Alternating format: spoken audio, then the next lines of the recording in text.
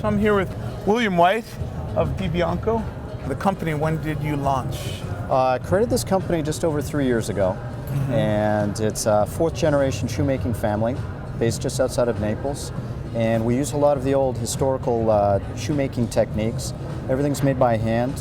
The tricking, the lasting, all of the burnishing is done by hand. We create all of our soles by hand. So what we really focus on, I think, is developing products that we take a lot of the classic styling, and I'm always looking for what I call modern plus one, in that I'm taking a beautiful historical shape or model and always trying to do one small, I guess, trick to it so that there's some modern update to it. So, for example, this is what is called an old butterfly model.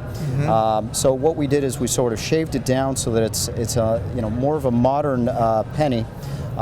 This has got a very shaved toe box, and I've actually executed this in an anal-kiss leather, which is actually a stamped calfskin.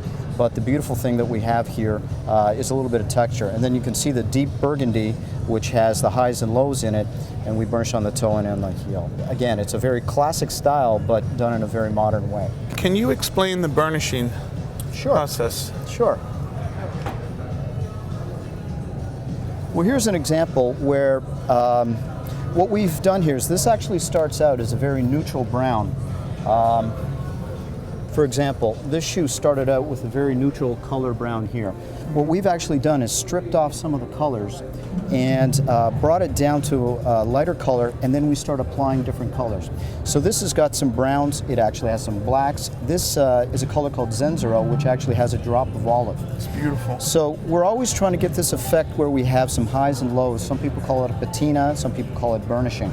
And we like to darken a little bit on the toe, just to give a little bit of an accent color.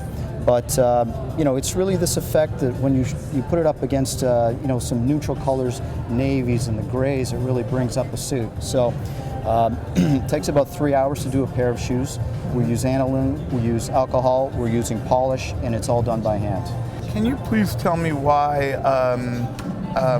how important Naples is, or the region of Naples, with respect to footwear?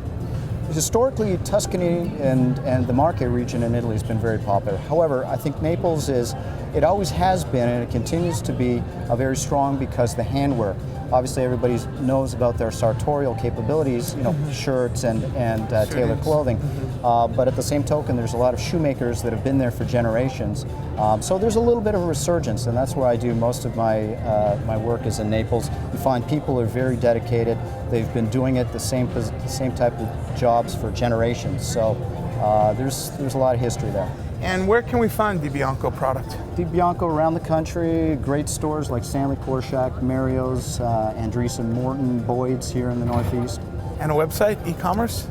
www.scarpedibianco.com.